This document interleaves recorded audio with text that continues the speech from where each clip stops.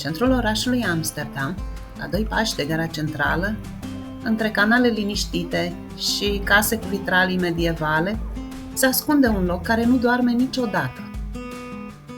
Bine ai venit la De Wallen, celebrul cartier roșu din Amsterdam.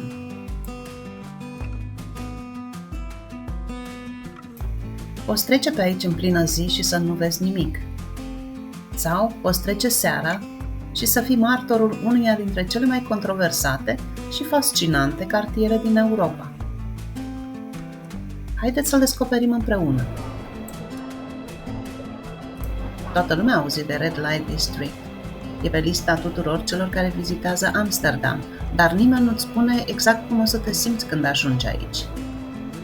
Este un amestec de fascinație, stânjeneală, mirare și multă lumină, mai ales lumină roșie. Imediat ce intri aici, simți schimbarea. Nu e doar vizual, e o energie ciudată, o combinație de voyeurism cu normalitate care te zăpăcește puțin la început. Evident, fiecare vine să vadă ceva. Unii vin pentru cluburile de noapte.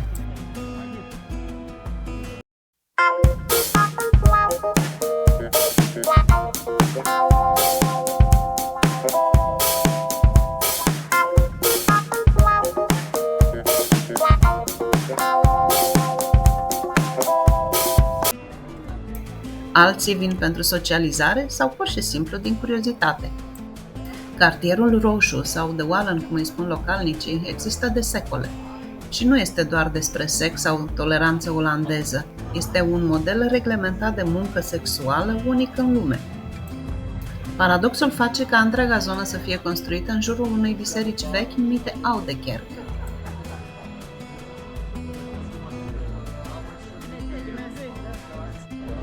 Primul impuls e să te uiți peste tot, dar nu e o zonă în care să filmezi fără grijă. Lucrătoarele nu se lasă filmate și ni se atrage atenția că nu avem voie să le filmăm. Este una dintre regulile nescrise ale locului. E ușor să vii aici și să râzi, să comentezi sau să judeci, dar dacă te oprești puțin, realizezi că locul ăsta are greutate. Nu este doar o atracție turistică, ci o realitate, cu oameni, cu povești, cu alegeri.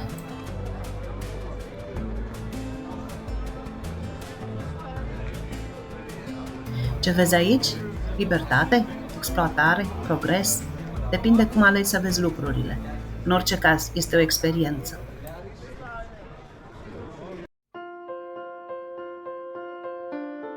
Cartierul roșu nu este doar despre vitrine cu siluete feminine. Sunt și cafenele, baruri ascunse, galerii de artă erotică, magazine bizare sau tot felul de baruri non-stop. Poți să-ți iei o clătită, un joint legal sau o lecție de morală sau imorală, toate pe aceeași stradă.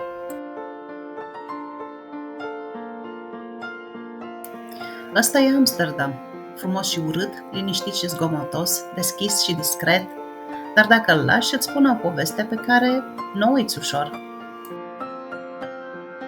Nu uita să te abonezi pentru a ne fi alături și în următoarea călătorie. Mulțumim!